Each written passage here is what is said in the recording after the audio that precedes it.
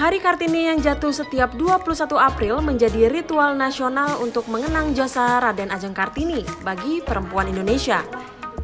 Ini menjadi pemantik agar perempuan Indonesia mampu sebaik mungkin menempatkan diri, baik di keluarga, lingkungan sosial, maupun berbangsa dan bernegara.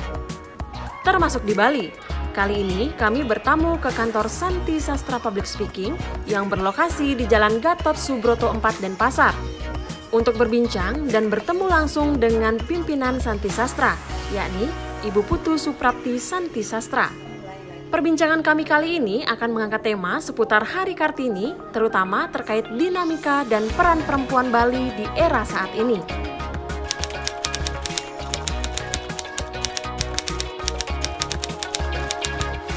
Baik, perempuan Bali pasti tidak diragukan etos kerjanya, semangatnya, dan juga kemampuan memanage waktunya. Jadi secara keseluruhan perempuan Bali itu sangat orang mengatakan dengan tanda kutip perkasa, ya seperti itu. Tapi lepas dari keperkasaan dari seorang perempuan Bali, yang saya tahu bahwa perempuan Bali itu sangat menghargai laki-laki, di mana sekuat-kuatnya maupun setinggi-tingginya perempuan Bali mempunyai power atau memiliki kuasa, dia akan tetap tunduk dengan aturan-aturan yang ada di rumah maupun juga di lingkungannya.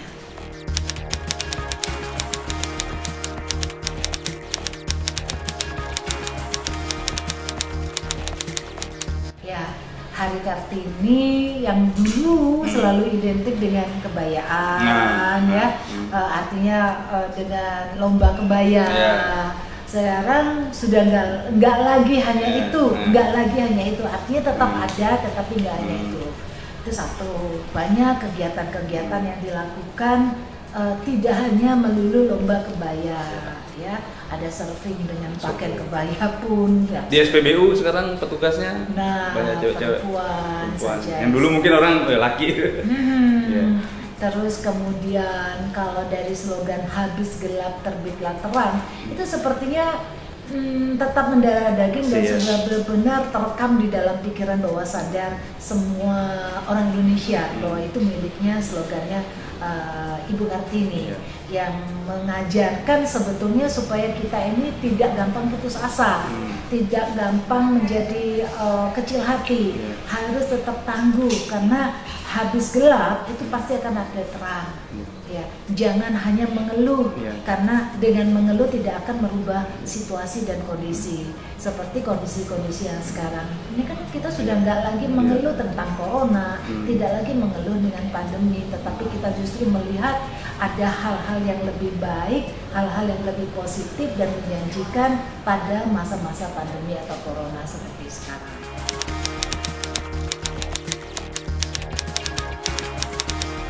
Tantangan perempuan-perempuan milenial di zaman sekarang, terutama nantinya kalau perempuan-perempuan itu bisa menyamai karirnya dengan laki-laki, adalah bagaimana perempuan itu tetap pada hakikatnya seorang perempuan.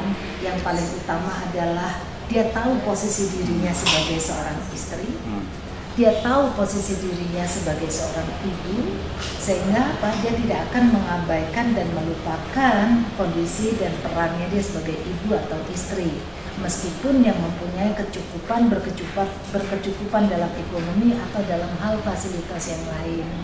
Sehingga kunci utamanya adalah di keluarga. Karena tanpa ada keluarga yang bahagia, maka percumalah semua yang dikatakan pendidikan tinggi untuk anak atau mungkin kekayaan yang berlebih, kalau kemudian keutuhan rumah tangga atau keluarga itu tidak diperhatikan dengan baik oleh perempuan-perempuan milenial.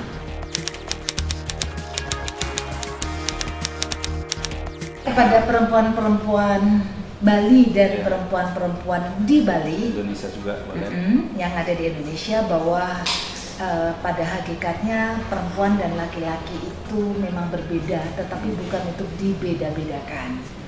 Perempuan mempunyai kelebihan di balik kelemahannya, dan laki-laki pun demikian.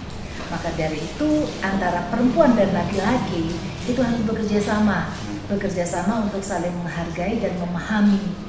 Jika masih muda, lakukan hal yang sebanyak-banyaknya dan sebaik-baiknya, karena masa muda itu tidak akan tergantikan untuk selanjutnya. Untuk yang sudah melewati masa muda, jangan pernah merasa tua, karena usia itu hanya permainan angka. Yang paling penting adalah semangat untuk tetap muda. Selamat Hari Kartini. Selamat Hari Kartini.